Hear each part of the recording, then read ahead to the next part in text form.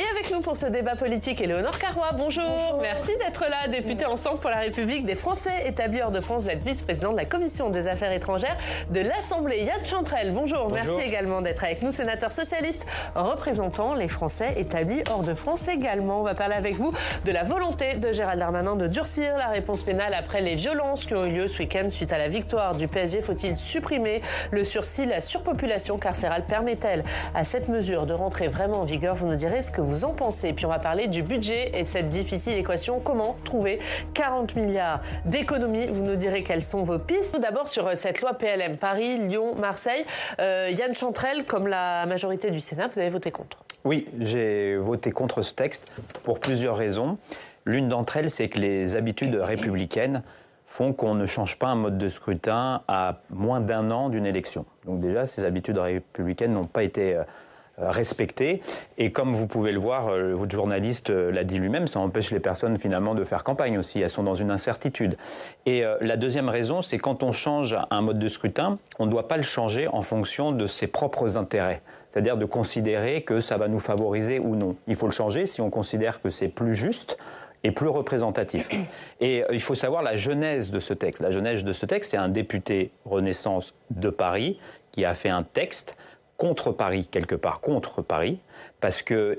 un texte avec la droite parisienne, une partie de la droite parisienne, Rachida Dati notamment, pour une forme de recentralisation de l'élection au niveau parisien, puisque la plupart de la vie municipale se déroule justement dans les arrondissements parisiens. Et là, c'est une recentralisation qui va à l'encontre de ce que nous défendons, nous, depuis les années 80, justement, les lois de décentralisation. Et au moment où ces règles électorales ont été faites, donc pour toutes ces raisons, on a voté contre et on espère justement que ça ne sera pas changé. Je ne pense pas que ça facilite la lisibilité, au contraire d'avoir plusieurs votes le même jour. Les gens n'y comprennent plus rien. D'ailleurs, il y en aura même 3. À Lyon, ça sera 3 votes qui aura lieu le même jour pour voter différentes listes. Donc ça n'améliore pas la lisibilité. Et je suis désolé, quand la Chambre des territoires dit non à sur tous les bancs, il faut quand même peut-être l'écouter, parce que d'abord, ça aurait peut-être dû être la première concernée. Et quand la Chambre des territoires, dans son quasi-unanimité, dit non, et quand on regarde les partis qui ont voté pour à l'Assemblée nationale, c'est pas compliqué, ce ne sont que des partis qui n'ont aucun ancrage local, donc qui ne connaissent quasiment rien à la vie politique municipale. C'est le camp présidentiel, le RN et la France Insoumise. La France Insoumise, le RN, et quand vous regardez, ils n'ont aucun ancrage local. Et donc on s'en aperçoit à travers justement ce tripatouillage qu'ils sont en train d'exercer. Donc je pense que la bonne séance, quand on n'a pas de majorité en plus au Parlement, et que la Chambre des territoires, qui est la première concernée, si on veut faire un texte consensuel, justement, il faut réellement le faire avec l'ensemble des partis politiques. Là, il y a une Chambre qui représente les territoires et qui a dit non. Il faut revoir la copie, voir, et comme je l'ai dit, dans ce court laps de délai, ce n'est pas raisonnable de changer un mode de scrutin si rapproché justement de l'élection. Sur les municipales, c'est des élections évidemment locales, mais à fort enjeu national et notamment pour vos partis. Le PS joue gros sur ces municipales, notamment en vue de la présidentielle, sur le leadership à gauche, Yann Chantrel. Alors après, il faut quand même bien voir que ça reste des élections locales. Je sais que souvent même le récit médiatique veut en faire une élection nationale, mais c'est autant d'élections que de mairies, je dirais pratiquement. Donc il y a des enjeux bien évidemment, puisque nous on souhaite garder nos mairies, notamment justement Marseille, Paris, il y a Lille également. Et plus globalement, on souhaite en conquérir. Il y a Limoges également. Donc notre objectif serait également de conquérir des mairies. Donc après, ce qu'il faut savoir, c'est que en règle générale, la structuration politique locale peut être très différente aussi de ce qui est national.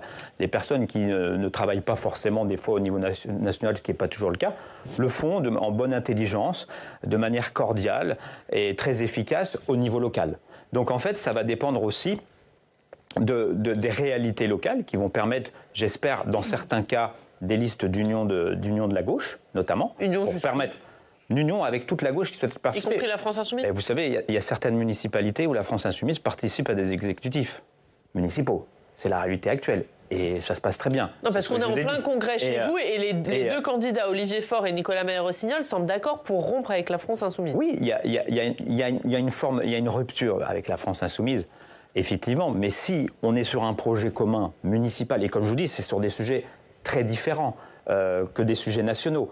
pour permettre justement la gratuité éventuellement des cantines scolaires.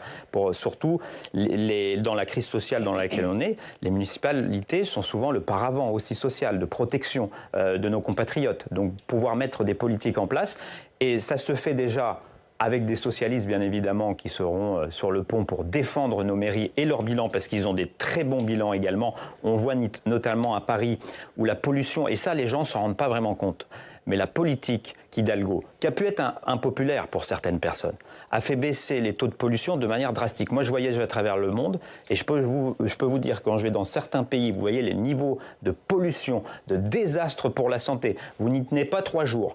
Et ce qu'a fait la municipalité de manière courageuse à Paris a des résultats pour la santé de nos compatriotes, et qu'il faut renforcer et peut-être même aller plus loin.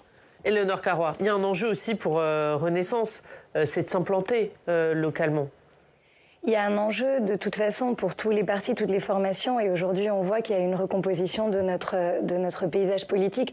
Moi je suis très surprise de vous entendre dire que vous allez refaire alliance avec la France Insoumise, parce que c'est pas vraiment ce qu'on entend sur les bancs, en tout cas du Parti Socialiste à l'Assemblée, mais quelque part il y a toujours cette stratégie électoraliste qui fait qu'à la fin vous retournez toujours vers eux. Moi je le regrette. Je pense effectivement que c'est des enjeux locaux, que c'est des enjeux qui vont se jouer ville par ville, mais à un moment donné il y a aussi des lignes rouges, et moi quand je vois les propositions, les positions, la volonté de diviser de la France Insoumise, je trouve que, en tout cas, là, c'est une vraie ligne rouge pour moi. Mais comme je vous dis, il faut regarder la réalité du terrain. Les gens, ils votent pour des équipes.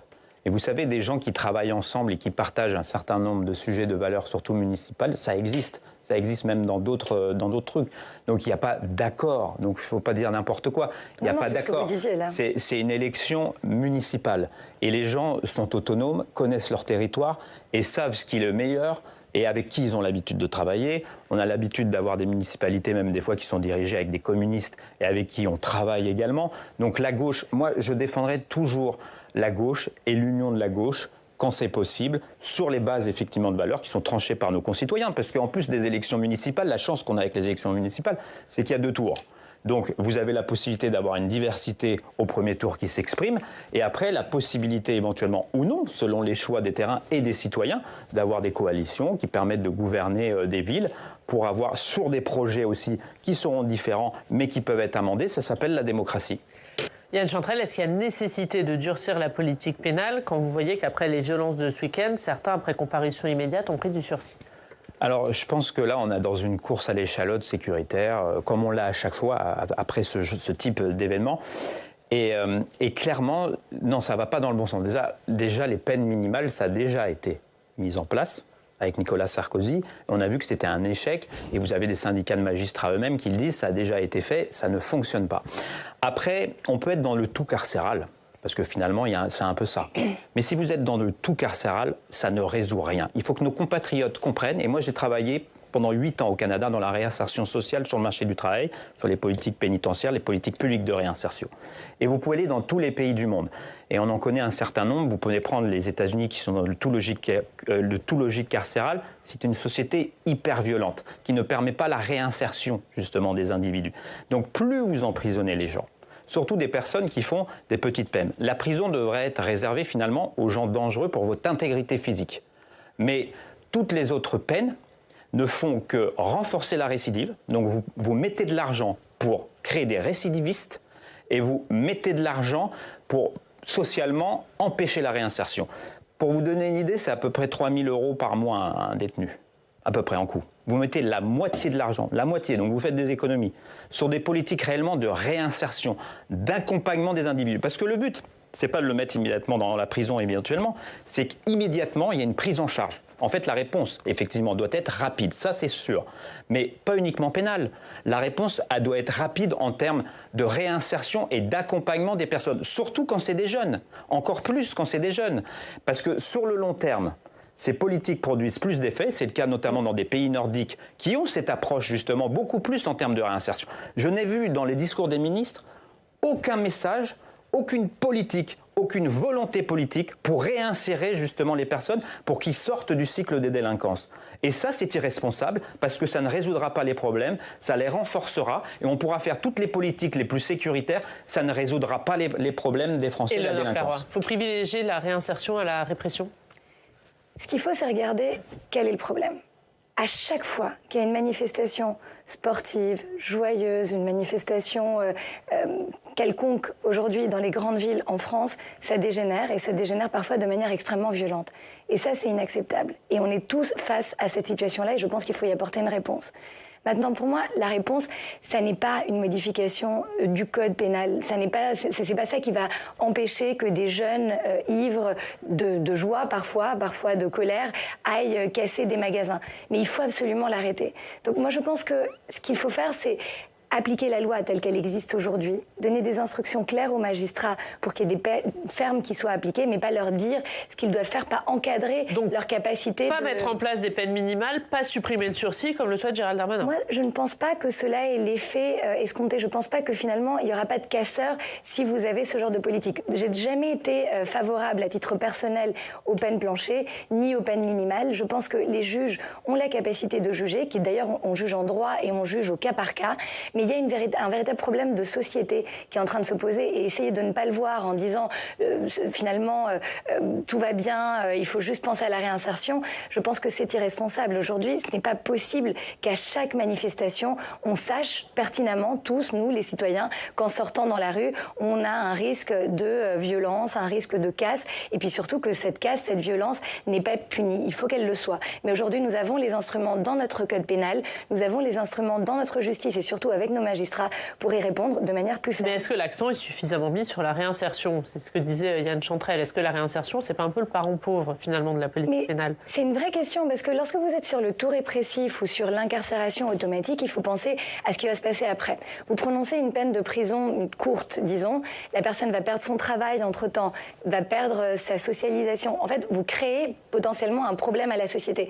Est-ce que c'est juste? Est-ce qu'on n'aimerait pas voir une personne qui a commis un délit, évidemment, en prison? Bien sûr, mais qu'est-ce qu'il y a de mieux pour nous globalement? C'est une question qui est complexe. Comme toutes les questions complexes, elle nécessite un débat qui en fait prend aussi du temps. Mais je pense que la question finalement sous-jacente, c'est de se dire collectivement, on refuse ce type de débordement et on va y mettre fin avec les instruments que nous avons aujourd'hui et je pense que nous pouvons le faire.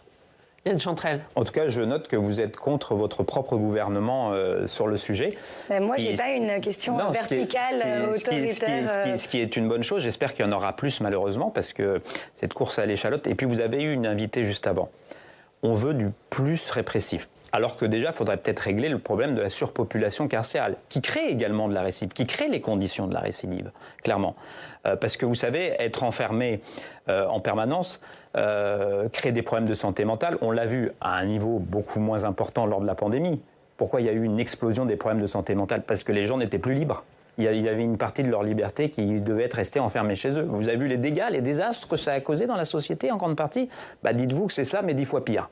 Donc, est-ce qu'on veut à tout prix que ces personnes ne soient jamais réinsérées? Et c'est un projet de société, c'est-à-dire qu'on les enferme quelque part en permanence, puisqu'elles vont sortir, elles vont revenir. Et un tiers des personnes qui vont en détention récidivent. Moi, je suis un pragmatique. Je dis, la prison, ça n'est pas efficace. Donc, allons sur des politiques efficaces qui permettent réellement de lutter contre des actes justement violents qui sont à condamner effectivement et qu'il ne faut pas répéter. Mais pour on ça, voit bien que ces politiques, vous savez, les sujets, moi je ne dirais pas depuis que je suis né, mais ça fait 20 ans avec Nicolas Sarkozy qu'on parle de ces sujets-là, qu'on fait toujours des trucs plus répressifs. S'il y avait des résultats extraordinaires, ça saurait à l'heure actuelle. Vous pouvez prendre cette politique-là, mais pour moi, la question, c'est comment vous évitez que cela ne se produise. Et vous ne pouvez pas dire toujours il faut leur donner plus d'opportunités, etc. Et l'éviter, c'est mettre des enfants éventuellement en prison. Non, mais moi, je suis pas en train de vous dire ça. C'est la politique éducative. Je suis pas en train de vous dire ça, mais c'est pas seulement la politique éducative. À un moment donné, lorsque vous regardez la violence de ces actes, la gratuité de ces actes... bien sûr, mais... Non, mais à un moment donné, il faut aussi qu'il y ait... Mais c'est ce que je vous dis. Oui, mais il faut que vous les empêchiez de faire ça. Il faut qu'il y ait à un moment donné la crainte d'une sanction. Vous ne pouvez pas dire que... Ça ne veut pas dire ne pas avoir de sanctions. Oui, mais alors c'est ça, parlons-en. Il faut avoir des sanctions. Il faut qu'il y ait déjà une gradation. La gradation est importante. Bien sûr. Et bien évidemment que les peines doivent être adaptées, parce que comme vous l'avez très bien dit, Chaque personne a un parcours différent, chaque personne a une réinsertion potentiellement différente. Donc d'avoir des peines, comme propose le gouvernement, des peines minimales, maximales, n'est absolument pas adapté en fonction des historiques et des problématiques de tout à chacun. Ça, c'est clair et net. Donc ça, c'est vraiment pour faire du gros quitage, pour donner l'impression à la population qu'on agit, alors que c'est hyper court-termiste et que ça ne répond à rien sur le long terme. Et c'est ça qui est désastreux dans la politique actuelle, c'est ces effets de manche en faisant croire qu'avec le tout répressif, il n'y aura plus d'erreurs. Vous pouvez faire toutes les lois les plus répressives, les gens vont continuer à casser, parce qu'elles le sont déjà, c'est ça le pire. Donc par contre, avoir des politiques et de prendre le problème à la racine, parce que c'est à la racine que ça se constitue. Quand vous avez des écoles désastreuses, parce qu'il y a très peu de moyens qui est mis à leur disposition dans certains quartiers, vous créez les conditions justement du désordre. Pour pouvoir créer de l'ordre dans la société, il y a de ça, mais à un moment donné, il faut aussi dire stop. Et là, je pense que les Français veulent qu'on dise stop. Il faut dire stop. Il faut dire stop aux jeunes qui aujourd'hui sont dans cette situation-là et qui, toutes les fois qu'il y a une manifestation à Paris, vont sortir et vont casser. À ceux-là qui sont là, il faut leur dire que c'est plus possible. Bien sûr qu'il faut leur dire que c'est plus possible. Il faut avoir une réponse. Mais quand vous avez une réponse, mais moi, je ne vous dis pas qu'il faut les mettre en prison. Mais je vous dis juste qu'il faut arrêter aussi une forme d'angélisme, de se dire en fait, aujourd'hui, ces personnes-là, c'est pas possible qu'à chaque manifestation, dans l'idéologie. Non, c'est pas une idéologie. Ce qu'il faut savoir, c'est que quand vous les prenez en charge immédiatement pour un éducateur, vous croyez que ça leur fait plaisir à ceux qui cassent ? Pas du tout. Ils le prennent, je peux vous dire qu'ils ne le prennent pas comme n'étant pas une sanction. Vaut mieux ça que d'attendre pendant 1 an, éventuellement un jugement où ils seront en prison 1 an après avoir commis des faits où ils ont pu éventuellement évoluer en bien ou en mal, plutôt que d'avoir une réponse, même si elle est éducative, immédiate. Ça, c'est répondre immédiatement aux violences. Moi, je suis d'accord sur la réponse immédiate. Ce qui n'est pas le cas à l'heure actuelle. Et les prisons, avec la surpopulation carcérale, avec la surpopulation carcérale, réservons la population aux gens réellement dangereux à notre intégrité physique. C'est la beauté de la démocratie. Allez, on va passer au dernier thème, on va parler du budget. Comment trouver 40 milliards d'euros d'économies ? On peut faire sans augmentation d'impôts ? Déjà, je pense que le gouvernement aurait dû tirer le diagnostic de la raison pour laquelle nous avons ce déficit. 1100 milliards de plus sous Emmanuel Macron. Ça n'a jamais été tiré. Si on regarde les causes, on agit sur les causes. Et c'est quoi les causes ? Pour 80% de ce déficit, à peu près 700 milliards. C'est des baisses d'impôts massives pour les plus riches, pour les entreprises, les grandes entreprises. Je ne parle pas des petites entreprises, eux, ils savent très bien que leurs impôts n'ont pas baissé. Pour les grandes entreprises de manière massive. Et ce gouvernement, comme les précédents, n'a jamais remis en cause cette politique qui a été un échec, qui plus est, c'est de l'argent dépensé pour rien, parce que ça n'a pas créé de croissance, qu'aurait pu justement rééquilibrer les comptes de l'autre côté. Donc c'est un échec total de cette politique pendant 8 ans. Donc, à une politique qui échoue, qui a créé du déficit, il faut revenir là-dessus, effectivement. Et nous, des propositions pour faire des économies, en quelque sorte. Donc ça veut dire des augmentations d'impôts pour les plus riches et pour les grandes entreprises. Notamment, et vous avez même l'Assemblée nationale qui a travaillé qui a voté pour la taxe dite Zuckman, 2% sur les patrimoines des plus riches, les 0,01% les plus riches qui ont plus de 100 millions d'euros. Donc ça ne concerne pas grand monde. Ça rapporte pratiquement 20 milliards, la moitié du chemin. Et ça va être au Parlement, au Sénat, la semaine prochaine. Donc s'il y a une mesure immédiate que le gouvernement souhaite, il peut faire en sorte que ce texte soit voté avec les LR avec lesquels il gouverne. Il aura 20 milliards dans les caisses immédiatement qui seront possibles. Après, il y a bien évidemment sur le millefeuille territorial les différentes strates, il y a évidemment des économies à faire, mais attention, nos concitoyens, quand ils ont voté justement pour la députation, ne nous ont pas dit qu'ils voulaient moins de services publics. Je pense qu'il y a beaucoup de territoires, notamment ruraux, où c'est plutôt l'inverse le besoin. Donc, à partir du moment où il s'arc-boutera à ne pas rendre juste ce relèvement des comptes publics, de ne pas le faire dans la justice sociale et fiscale, on aura évidemment une population qui n'adhérera pas aux propositions qui seront faites par le gouvernement, parce que les Français voient très bien que c'est injuste. On fait payer à tous les Français via la TVA, voire les plus pauvres potentiellement, ce qui a été donné pendant 8 ans aux plus riches. Comment voulez-vous que les gens ne soient pas révoltés par ça ? Justement, un mot de la réforme des retraites, puisqu'il y aura un vote aujourd'hui à l'Assemblée sur une résolution communiste pour revenir sur les 64 ans. C'est responsable ou pas ? Oui, ce qui était irresponsable, c'est d'aller au forceps sans jamais un seul vote de l'Assemblée nationale sans prendre en compte l'avis de la population, parce qu'on ne peut pas gouverner non plus contre sa population, on est censé la représenter à la base. Et sur une réforme profondément injuste qui touche justement encore plus les catégories les plus populaires qui, elles, sont obligées de travailler plus longtemps, alors que certaines personnes qui ont de l'argent peuvent travailler même encore plus longtemps que l'âge légal de la retraite. Donc c'est une réforme injuste socialement, sur laquelle on doit revenir. Et finalement, pour la première fois, ce soir, il y aura un vote de l'Assemblée nationale. Donc on pourra voir réellement ce que pense la représentation nationale de cette réforme. Et je pense que c'est important en démocratie d'écouter aussi la représentation nationale. Vous êtes vous-même député.